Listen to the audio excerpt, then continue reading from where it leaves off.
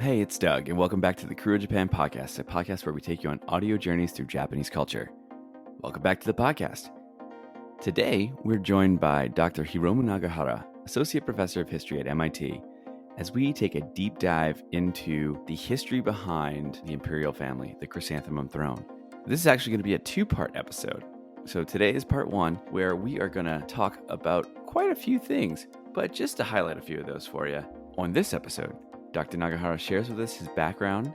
Once I went outside of Japan, that was a moment when I began to turn back towards Japan and thinking about my own family's history, whether it's the history of that adventurous great-grandfather or the side of the family who experienced one of the sort of, profound tragedies in modern Japanese history. Explain the name Chrysanthemum throne and where it comes from. That's because when the first Western visitors to Japan encountered, its political system in the Meiji era in the 19th century, they quickly realized that, this chrysanthemum, golden chrysanthemum, seems to be the symbol, right, of the royal family. And teaches us what makes the Japanese Imperial Family distinct. Royal household in at least three ways that comes to mind. One is that the Japanese emperor does not have the sovereignty.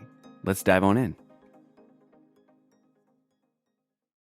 All right, so we are here today. We have Nigel. Hey, Nigel, how you doing? I'm doing good as always. How about you? Nah, can't complain. Just, getting by. Getting by. And we have a very special guest with us today, an associate professor at MIT, Dr. Hiromu Nagahara, who also actually wrote a book called Tokyo Boogie Woogie, too. I wanted to make sure we mentioned that, too. Something we found out about when we were doing some research and trying to looking around for guests, and we thought that was really interesting. I think Nigel's actually going to try to pick up a copy to check out. Absolutely. He piqued his interest. So first of all, how you doing? Fine, thanks. Thanks for having me. It's I suspect it's a lot colder here in Boston than it is in New Orleans. It is today when we're recording, it's December 10th.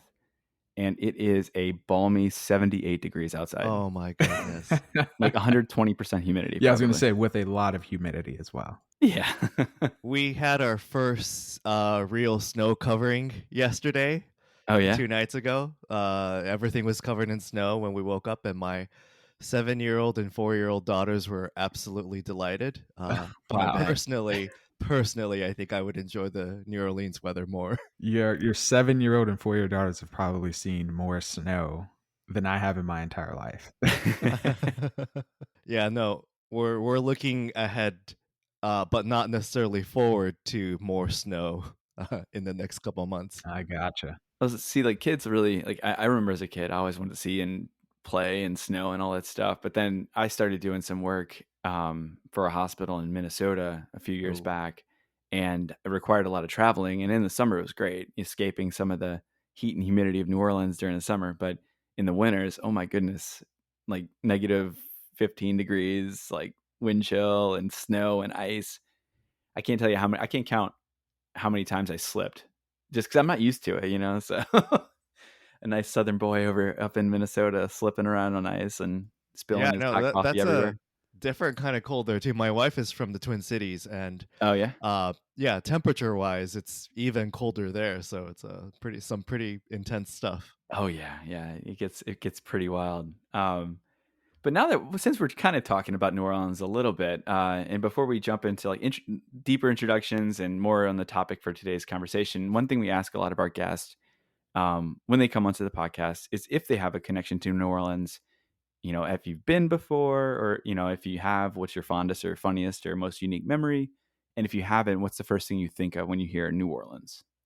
Yeah, so I've both had the pleasure of, and I'm also sad to say that I've only been to New Orleans once for an academic conference, I think more than 7 years ago. And it was lovely. It's always been a city that I've been interested in. I'm a historian of Japan, but I'm, interested in history of the world, including America. And obviously, as you both very well know, New Orleans has a really unique mix of a lot of heritage and culture and different people and histories, complicated histories and such. So for a historian, for a a lover of music and also spicy food, New Orleans has always been on my radar. And so I think when I was there, I got to visit, I think, a restaurant called Cochon. Oh, I think yeah, yeah, yeah. literally, I think it's kind of a French style, literally Yeah. meaning pig and pork. And Mhm. I grew up eating pork in Japan, love it.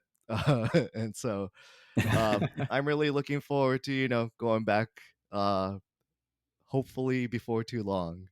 Yeah, well, you're more than welcome to reach out when you do. We'll take you out for some coffee and beignets, and, Awesome. Indeed, indeed. yeah, What yeah. was the, academic conference connected to one of the major, like, universities in New Orleans? No, it was actually the annual conference, I think, of the American Historical Association.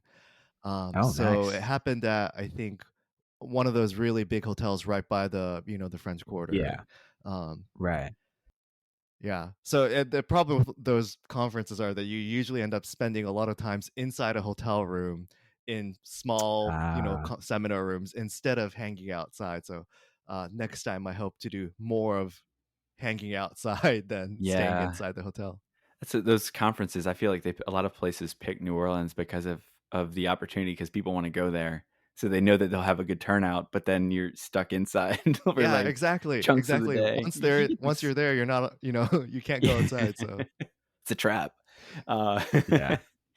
Wow. and just curious, what season was it? Was it during the summer or winter or fall? Do you remember? it was, I think it was January. Okay. That's usually when AHA conferences happen. So, Yeah. um, again, coming from Boston, it still felt plenty It was a nice. nice break, right? Oh, yeah, That's great. definitely. That's great. Yeah, in the summer, you definitely would probably rather be in Boston. I'll promise you Uh, that. Yeah. well, I think actually the other thing that maybe, people have talked about sort of the southern parts of the United States being more humid and hot and so forth. But, someone who grew up in Tokyo, you know, Oh, during yeah. July and August, which It's uh maybe it's not quite New Orleans level, but it it's gets close. pretty hot and humid. And actually there's a part of me that misses that when I'm here in Boston for the summer. So Yeah, yeah, definitely. So, for our listeners who may not be familiar with you and your background, could you tell us a little bit about yourself? sure, absolutely. So I was born and raised in Japan. I grew up mostly in Kanagawa Prefecture, which is just south of Tokyo. It's basically part of the Greater Tokyo region. Um, and I ended up ultimately coming to America, I think, mainly because my education was basically in English from first grade on. My parents, for various complicated, quirky reasons, decided to send me to an international school from first grade on. They're both Japanese. We spoke Japanese at home, but basically, I commuted from that Japanese language speaking household to an English language sort of educational atmosphere, basically from first grade through the end of high school. And then I came over to the States and traveled a bit, but then, ended up staying here for grad school, got married, and now, I live and work in Boston. I do have some Japanese American background. So I think my great grandfather on my mom's side, actually, I think he was like a teenager in the 1890s. And the story he tells is that he wanted to become a businessman for his country. And, this is the Meiji era when Japan is industrializing. It was a period where there were these young entrepreneurial people. And so, at least again, as he tells it, he snuck on a steamship that sailed out of Yokohama, That's Wow. great. just south of Tokyo, got across the Pacific, got caught by the crew on the ship who told them that they were going to take him back to Japan, but then somehow, again, as he tells it, escaped out of the boat in San Francisco, ended up in New York, and he eventually became not a businessman but a Presbyterian minister in Manhattan. So he's buried in Brooklyn, and because of that connection, actually, I do have some sort of some Japanese American relatives. My part of the family came back to Japan right before World War II, and so forth. But all that to say, some sort of trans-Pacific family background, and I think maybe part of that, I think in college, I became interested in Japanese history, in ways that I wasn't before. I think when I lived in Japan, I think once you go out of Japan, there was a part of me that became, I think, sort of fascinated in a new way, uh, and so I ended up doing graduate work and PhD in Japanese history. Wrote my first book, as you said, on pop music in Japan, and mainly because I think I'm interested ultimately as a historian in the intersection of politics and culture throughout modern Japanese history. So, right now, I'm working on a second book, which will hopefully be about how Japan's elites, especially in the decades before the Second World War, became cosmopolitans, including some members of the imperial family who, in the 1920s, 30s, were gallivanting in Paris, getting in car accidents in Normandy, and getting into other shenanigans and so forth. So, as part of that, I've also begun some research into the history of members of the imperial household, going overseas, Europe, America, and so forth. Oh That's my great. gosh, I cannot wait to read that book. That's like right up my alley right there. So, and same with your first book. Perfect. I can't wait. Do you have a drop date for the new book? No, no, I got to finish research and writing for it. Yeah. Oh, okay, okay, okay. I thought you were a little bit I thought you were I closer to the I hope publication date. I hope so, but no, yeah, no, it's ongoing. That sounds like a lot of fun, though. Absolutely. Yeah. Yeah, yeah, absolutely. And so it sounds like when you first came to the US, you weren't exactly set on becoming a historian. And so through the through the researching your Japanese American roots, are you saying that is what sparked that? So I was actually set on becoming a historian. I've always loved history. Oh, okay.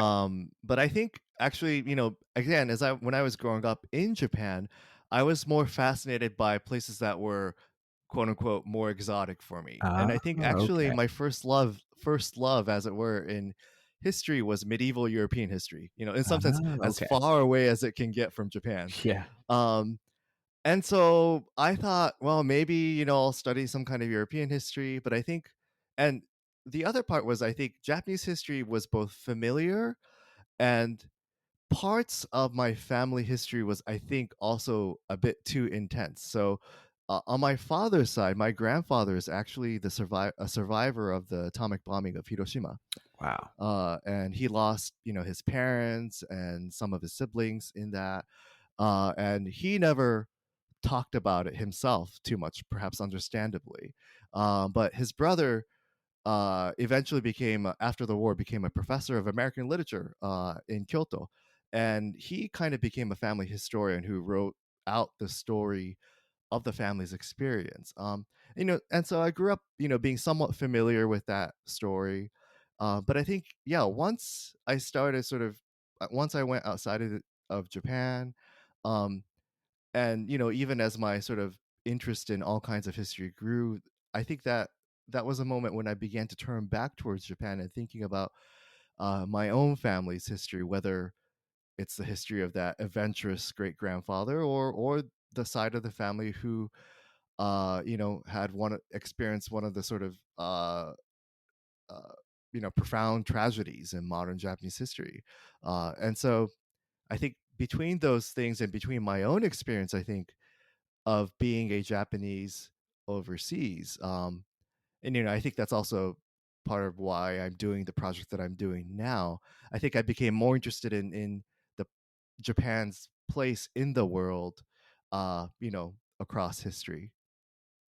Wow. Wow. Yeah, that's absolutely fascinating. And it kind of reminds me, I had the chance to study abroad in Kyoto back in 2016 at Doshisha University. Is that where Oh yeah, absolutely. your Uh, ancestor taught or no? no, so that's my great uncle. He taught at Ritsumeikan. Ah, okay. Yeah, Familiar with it. Yes. Yes. yeah, So, another private university. right. Right.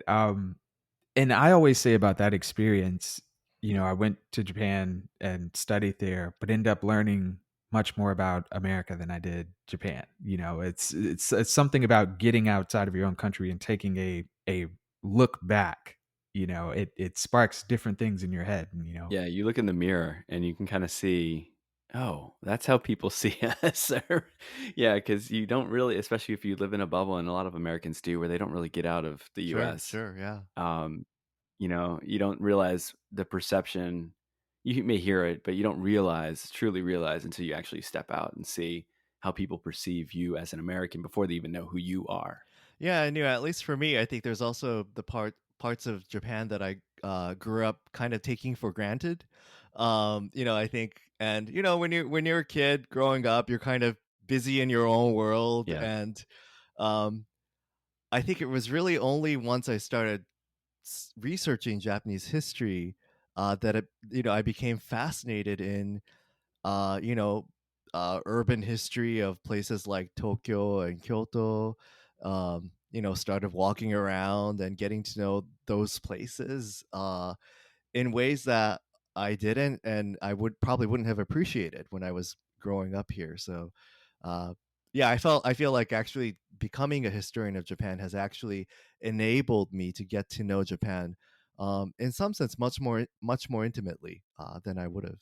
Yeah, that's incredible. And Nigel and I were talking about this earlier. It's like in hindsight, I wish I could have gone back and taken more like Japanese history classes in college when I was, studying. I was a business major, and I had very few electives outside of like, the business degree that I was going for, to play around with. So in hindsight, I wish I had that opportunity. Now, I mean, I could read books, but just with kids and stuff, it's really hard to to find that free time. But yeah, I feel like it's a missed chance. If I can go back and do it again, it would be something I'd try to read more about history and learn more, because I feel like it just teaches you a lot about yourself, the world, and because history repeats itself, right? So Yeah, I know. I think the great thing about history, is that when various life events are not preventing you from doing so, there are so many books that you can read. yeah, There's so many layers and so many years, decades,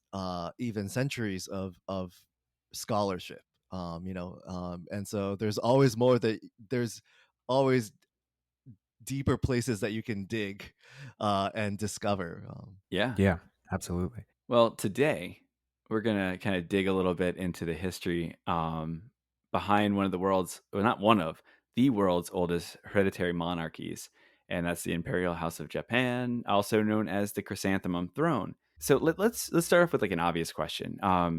The title Chrysanthemum Throne, where does that originate from? A lot of people refer to that, but I'm not sure. I know what a chrysanthemum is, but why was that picked as the title for the I guess for the family? Yeah, so the phrase "chrysanthemum throne," I think you hear mostly in English, and I think that's because when the first Western visitors to Japan encountered, um, its political system, in the Meiji era in the 19th century, they quickly realized that, oh, this chrysanthemum, golden chrysanthemum, seems to be the symbol, right, of the royal family, and uh, in fact, it was in that period, in the late 19th century, and in the 1870s, especially, when it was actually formally, legally established as the imperial seal. And so, to some degree, it's a kind of a modern story, right? Where Yeah, when Japan was encountering and connecting to European and American imperial powers, it learned a lot of new things, including the ways in which modern European monarchy worked. And so there was a sense of, oh, you had to have these certain symbols, and I think foreign diplomatic corps members probably asked them, so what is the royal seal? And so they established these things, and of course by then, the chrysanthemum was used, had been used as a symbol of the imperial household, but it was never, um, in some sense, officially or legally established before that period. And so it had gradually come into use over the centuries. Um, and, if you trace it all the way back, I think chrysanthemum was, along with several other, I think, flowers and plants, in within Chinese culture, was deemed to be a noble flower. symbolizing the qualities of, an ideal Confucian gentleman. And so it became, I think, gradually a kind of a popular symbol for Japanese aristocrats in the classical era, in the 7th, 8th, 9th centuries, to use as their own symbols. And the main the most common, I think, storyline is that in the 13th century, in the 1200s, a particular retired emperor Gotoba, uh, was an especially was especially fond of the chrysanthemum symbol, and used it very frequently, and again, then gradually sort of coalesced as one of the main symbols of the imperial household. So it's kind of a both ancient and a very modern, I think, history. That seems kind of apt for Japan in general as a description. So, what are some other unique distinctions that can be made between the Japanese imperial house and other monarchies around the world, aside from being the oldest monarchy? Yeah, I think I was thinking this question of what makes the Japanese monarchy distinct is really tricky, because even, as I mentioned about the chrysanthemum, in like many other monarchies and institutions like that world over, they you know inspire each other, mimic each other. And so in the classical period, the Japanese monarchy largely emerged, drawing heavy inspirations from the Chinese imperial dynasties, and Chinese culture more broadly, right? Even the Japanese term for the emperor, Tenno, is originally a Taoist term, for a heavily sovereign. So even the title is actually originally Chinese. And of course, as I mentioned, in the modern era, European monarchy becomes, a major source of inspiration. I think maybe in its modern incarnation, the most useful comparison to think about both commonality and differences is actually the British monarchy, which of course is another venerable, still, in at least among some quarters, highly respected institution. And oftentimes thought of as in similar terms, right? Japan and Britain, both a parliamentary democracy, both having these constitutional monarchs and so forth. Um, but the Japanese uh, emperor, and the imperial household more broadly, I think, uh, is different from the British royal household in at least three ways that comes to mind. One is that the Japanese emperor is not, or does not have, the sovereignty. So, oftentimes these monarchs are described as sovereigns, the ultimate source of political authority in the country. And in the Constitution of 1889, the Meiji Constitution, the sovereignty explicitly resided in the emperor, right? He was the one who sort of was the ultimate source of political power and legitimacy. But the post-war Constitution that was created under the Allied occupation explicitly removed the sovereignty from the emperor and placed it in the people, in the citizens of Japan. And so under the current constitution, it's not even clear whether the emperor is the head of state or not. The emperor, according to the constitution, is a symbol of national unity. There are no other monarchies that describe the emperor in that way. Although, Yeah. functionally, right? Functionally, maybe Queen Elizabeth II serves that purpose. But at least constitutionally, there's a difference. And so the Japanese government, unlike the British one, is not His Majesty's government, right? The self defense forces are not His Majesty's self defense forces. It is the people's. It is the citizens of Japan. It belongs to the citizens of Japan. Um, in a similar way, the post-war constitution also explicitly states that the members of the imperial household cannot have any private property. All property owned by members of the imperial household are properties of the state. And that is very different from the British monarchy, where Yeah. both Queen Elizabeth and Crown Prince Charles are some of the largest landlords, in the United Kingdom. and so that might tie into maybe later when we talk about recent kerfuffle surrounding the royal marriage. That's something that is oftentimes not understood, which is that uh, being a Japanese royalty member of the imperial household is is in many ways an extremely confined existence, including the fact that for all intents and purposes you don't really have private property. Um, and a related thing is that there is also no aristocracy in Japan. There are no dukes, there are no earls, there are no lords and ladies in Japan, in a way that they still exist in Britain in a very formal way, right?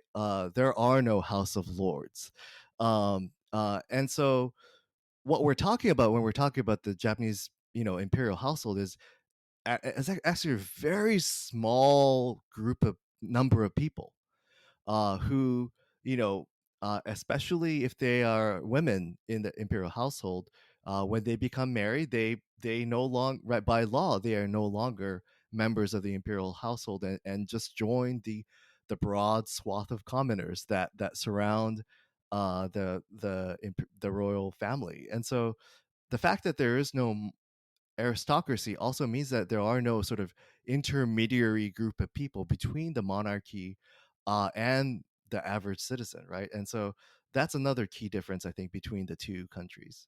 Wow, yeah, that's a huge one, and I was actually going to bring up the difference between Japan's kind of modified Westminster model, since the emperor does not technically act as the head of state. So a quick side question because of that, what do you say is kind of the popular opinion of the imperial household? Or are people strongly in support of it, or are people, as you see in some other countries, kind of there's more of a divided opinion about its existence? And I ask that because there's this interesting, I guess, difference of it not being the head of state role. So does that make a does that cause any difference in opinion? Yeah, I think especially for the emperor and the empress, uh, they have been, I think, throughout much of the post World War II era, a largely um, popular, revered figures. I think that said, there has always been a significant minority, especially on the more progressive side of the political spectrum, who either outright question the validity of the institution. Especially given the constitutional ambiguity, right, of where the sovereignty relies. There has always been, you know, questions posed about what is this institution doing in post-war Japan. Um, the Allied occupation, working with sort of the more conservative elites of Japan, allowed the institution to survive the Second World War because they thought that it was a useful way of maintaining social and political order in Japan, right? In part to, at that point, avoid a communist revolution. And so there has always been that kind of background of political question and controversy. But I think on a more broad, popular sort of, average citizen level, they have, transitioned after World War II from being an object of kind of a state mandated reverence before World War II to a kind of more gradually transforming into a popular mass oriented monarchy. And that begins, with actually the previous emperor, the Emperor Heisei now, marrying quote unquote commoners, Shoda Michiko, in 1950s, right? A daughter of a major industrialist, I guess. And but that was, that marriage was kind of turned into a popular Cinderella story, right? And but Emperor Heisei and their, I guess, emperor and empress emeritus, but that couple, I think, had worked very consciously in the post-war era to tried to transform the institution that was legitimate in the eyes of the people by not serving so much as a official head of state, but as figures who uh did their best to unite the people, to show support for the people. And so, one of the most common images of that couple, especially during the Heisei era of 1990s and the 2000s, were the couples, whenever a natural disaster would strike, would go there and talk to the people and kneel with them and hold their hands. And I think that series of activities, and also actually especially notable, is that they also traveled worldwide, with a posture of uh you know trying to restore relationships with countries that suffered under Japanese colonialism or wartime atrocities, and trying to uh I don't know if they necessarily use this word, but in some sense, symbolically atone, right, for some of Japan's actions, and that uh, in a very conscious way, I think. And so, all of those activities, especially, I think, have helped the emperor, the imperial institution, to sort of regain a new kind of respect and popularity, uh, that I think lasts until today. Um, Having said that, I think the members of the imperial household, and especially sort of the people who are not in line, heir to the throne, or the monarchs themselves, right? Uh, the brothers, the sisters, the children, um, have also, ever since the post World War II era, been an object of public curiosity, gossip journalism, and sensationalism. And so there has also always been, to some degree, which I think has really accelerated in the last 10, 20 years, a more aggressive and even hostile reporting on the part of the more tabloidy media, that I think does sort of signal some change in the ways in which at least certain members of the imperial household are treated. And so there's a way in which certain members of the household are targeted by tabloids. The current Empress Masako, right, when she was a crown princess, was actually subjected to this for years. But then they can't really attack her now that she's the empress. And I think more recently, the target of these kind of journalism have shifted towards the younger brother of the current emperor, Prince Akishino, and his family, whose daughter's wedding had been the most controversial, event that happened most recently. Yeah, yeah. Yeah, that's I was about to say, like, that's gotten a lot of press, even overseas. I mean, I know domestically in Japan, it's been a big talking point, but even, we pick it up a lot here on the U.S. like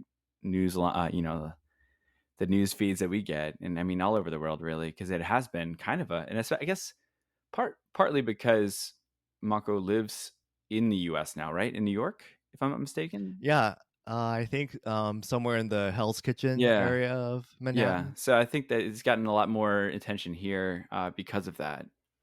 But yeah, it's such a because I do see some parallels there, kind of going back to the earlier question Nigel had with, or not the earlier, but the one we were just talking about. It is kind of a parallel with like British monarchies, and there's a lot of drama that follows them. Weddings become a worldwide event, and yeah, it's kind of crazy how some of those Yeah, parallels are. well, and I actually not so crazy, right? Actually, because it happens within the same media ecosystem, and so I think actually the ways in which the reporting on British monarchy had shifted, especially during and after, the coverage of Princess Diana, and the turn towards a kind of more aggressive, hostile reporting, by British tabloids, have actually both inspired certain Japanese media to do the same, but have also, I think, more globally created, a consumer base for these kind Yeah. of aristocratic or royal gossips. And in the case of Princess Mako, or former Princess Mako now, I guess, who lives now in New York, my understanding is that actually once they had moved to New York, some of the British tabloid outlets have been at the forefront of kind of sending paparazzi at them. So there's a kind of an unfortunate, in Yeah. some sense, confluence of those I trends. guess they figure Yeesh. they're already here for Harry and Meghan. They might as well just send them across the country. Yeah, and I mean, I'm sure it's lucrative, right? So Yeah, Like you said, there's a consumer base that likes to ingest that kind of gossip, for lack of a better term. But let's take a few steps back, and not by a few, I mean like centuries. Back to the very beginning, the roots of the imperial family, and there is some, I don't want to say controversy, but more so um, historical accuracy of the first emperor of Japan, Emperor Jimmu, and his ties to the sun goddess Amaterasu, dating back to 660 BC. What is? Could you give us some context into why there is some who view him as a historical figure, but others view him as a mythological figure? yeah, so almost all historians believe that he is almost certainly completely mythical figure. oh wow. I think part of the at least the reason why maybe even today some people believe in this myth is that before the Second World War, this was the orthodox view of history, right, that the Japanese state propagated. Even the Meiji Constitution of 1889 proudly talks about an unbroken line of emperors being a defining feature of the state. And so for the pre-World War II Japanese state, the story that starts with Amaterasu and Jinmu have been central to an argument of why Japan is special, right? Why Japanese state that is ruled over by and reigned over by the emperor deserves its place, right, in Japan and in the world. Jinmu is a figure who is who so taking a couple generations back. So Amaterasu, was a sun goddess that appears in some of the sort of oldest chronicles of Japan, but although by old we're talking about 8th century, so 700s, centuries after these events had supposedly taken place.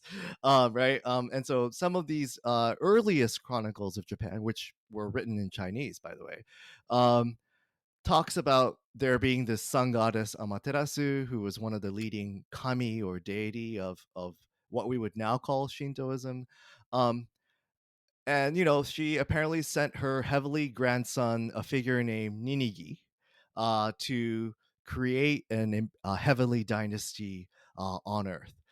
And Jinmu is the great grandson of this Ninigi. So several generations apart from Amaterasu, who had supposedly conquered the Yamato region, the present day Nara prefecture, and had ascended to the throne as the first emperor, first human emperor. Um, it's almost, the reason why historians say that it's a myth is that, again, you can kind of tell by the fact that these stories start to really come up in the 7th, 8th century in these first written chronicles, is almost certainly a post facto justification of the powers that had emerged in Japan by then, in the region of Yamato, Nara, or present day Kyoto. And you can also tell that by the fact that in the same chronicles, some of the supposed ancestors of key aristocratic families, especially that of Fujiwara, are also depicted as semi deities or minor deities that had accompanied Ninigi to come to Earth. And so, very conveniently, Coincidental, right? right, the entire ruling apparatus has this divine roots. And it's really, I think, for historians, it, you don't get until about 6th century 500s. It's not until then that you finally start to get to a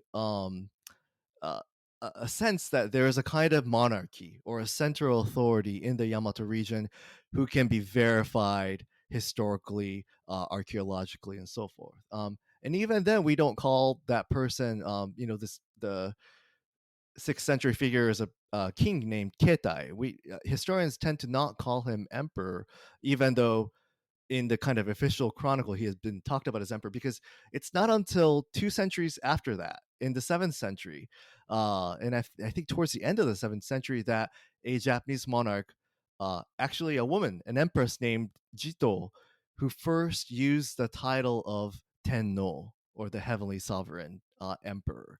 And so, the actual history is much more murky, much more gradual, than the story of Jinmu and Amaterasu. A little bit of retconning and whatnot, right? Yeah. Exactly, absolutely. Wow, wow, okay. So over the course of Japanese history, there are many distinct periods. Yeah, you mentioned the Nara, there's Heian, I think even before then, Asuka period, and I don't believe, and please correct me if I'm wrong, during the like the tomb periods and the Jomon periods, the emperor wasn't around in those periods. That predates the imperial family.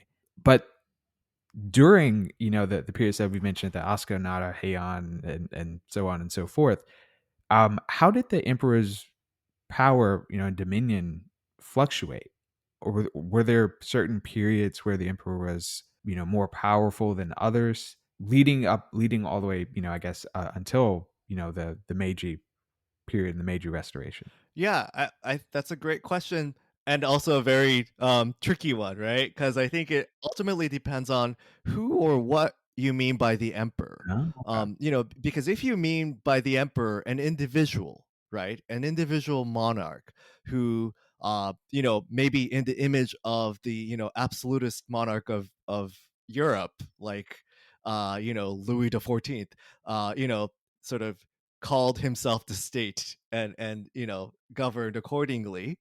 Um, The Tatsuwa? let that some Yeah. yeah, exactly, right.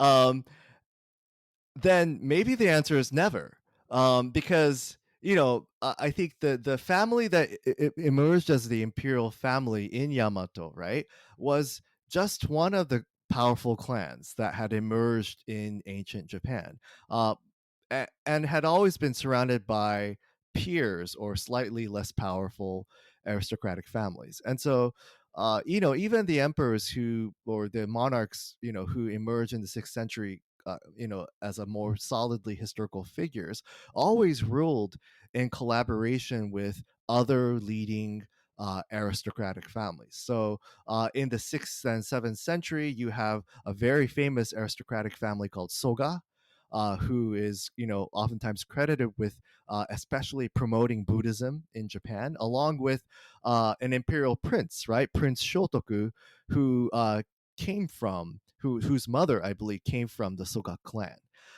And so, was the emperor powerful then? Well, maybe the court was, right? But that probably, whether or not an individual emperor was powerful or not, um, depended on the individual, and oftentimes that power was oftentimes mediated through an exercise in collaboration with these powerful aristocratic families. Of course, from 8th century, 9th century onwards, you have an even more powerful aristocratic family called the Fujiwaras, right, who strategically married into the imperial line. And so you get a situation by the time you get to the 9th or 10th or 11th century where the reigning emperor is oftentimes the child and the grandchild and the great grandchild of various Fujiwara aristocratic figures. And so there's a kind of, I say that to illustrate how the line between the imperial family and leading aristocratic families are really tricky and oftentimes not as clear. You also have a situation from 12th century, so from 1100s, for about 200 years, where you have the most powerful person in the imperial court not being the emperor and not necessarily an aristocratic family like Fujiwara, but the previous emperor. the so-called retired emperor. And so this happens um, uh, towards the end of the 11th century, when a particular emperor decides, you know what, I want to keep on exercising power. I'm going to retire early, pass on the throne to my younger child son, and exercise power from behind the throne. And so, all of these people, right, whether it's these retired emperors or the Fujiwaras or the Sogas, are part of the imperial court. Um, and so if you think about them as a totality, right, these are periods where different factions within the imperial court do wield real power and, are the most powerful sort of political figures in Japan. That begins to change, of course, with the rise of samurai and samurai governments. Yeah, I was actually going to ask about the retired emperors. Yeah, I hadn't same. really put that into our questions that we had kind of drafted up, but I was going to say it's almost like you said, they want to kind of fall back behind the scenes, and they would be kind of the pulling the strings, almost the puppeteer, kind of manipulating the government. But when they did retire, did they go? See. I did take one pre-modern or early Japanese history class back in, but it was like a literature class where we did like Tales of Heike and uh, uh, Heike, Genji, and then we did Murasaki Shikibu, I think was another one that we had read a little bit about. And there was some mentioning of that. And did they go to, was it another island? Was it Shikoku that they relocated to, where they had some kind of dominion over that area? Or is that like the banished emperors? Maybe I'm confused and stuff, but Yeah, so those are the banished okay. emperors. All right. Because usually a retired emperor would move to a different part of Kyoto, or different part of the larger imperial palace complex. I don't know if they have completed the move, but the recently retired, or I guess the formal term that they're using these days is Emperor Emeritus, which sounds a little bit like Pope Emeritus. Yeah, that's interesting. But I think they're in the process of setting up a residence, for the emperor somewhere in downtown Tokyo, right? So in a similar way, in Kyoto, there's a kind of different imperial residences that were, one that was obviously designated for the reigning emperor, and then ones for retired emperors. You usually ended up with a situation where you had multiple retired emperors at times, and so they would typically, as I understand it, be in Kyoto. Okay. You mentioned one figure earlier. Was that Fujiwara no Michinaga, or was that someone else? Yeah, absolutely. Okay. Fujiwara no Michinaga is a kind of the Fujiwara, power holder par excellence, right? I think he wrote a poem, something to the effect of, "When I look at the world, I realize it all belongs to me." And he's the one who married his daughters into the imperial line very successfully, and the Fujiwaras, I believe, starting including Michinaga, basically governed, right, as regents, and in fact many of them were given the formal title of regents, and so they ruled on behalf of the reigning monarch. Yeah, and so let me see here. I have a little sheet here where I jotted down Fujiwara no Michinaga. He was through the marriage connections that you mentioned, right? He was the uncle of 2 emperors, the grandfather of 3 emperors, and the father of 4 empresses, and the regent for his grandson. So, Boss. talk about firmly entrenched. Absolutely. Absolutely, yeah.